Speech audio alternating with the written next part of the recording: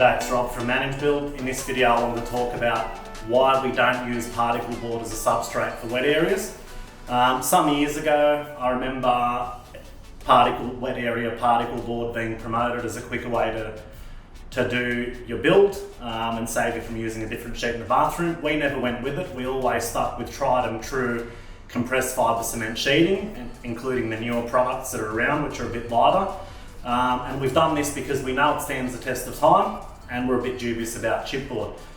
One of the other reasons we do it is tiling is usually laid on a cementitious bed for fall, and the tiles are generally porcelain and similar materials. So with compressed fibre cement sheeting, it's a lot more stable and it doesn't have as much thermal movement as, say, a particle board or a timber.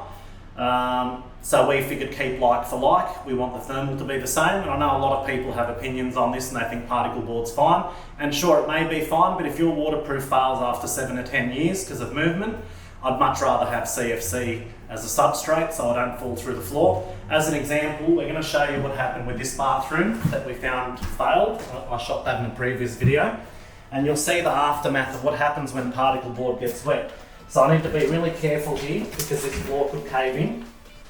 So here's a hole in the floor as we were stripping the tiles off. And the interesting thing is you'll see the membrane has actually laminated quite well to the chipboard substrate, but if you have a closer look, the actual chipboard delaminates. So that's where the failure occurs. So, as said, a lot of builders have opinions on this. At Manage Build, we'll never use that. As long as I run the company, we'll always use CFC. And there's the reason why. Stands the test of time. Hope you enjoyed this clip.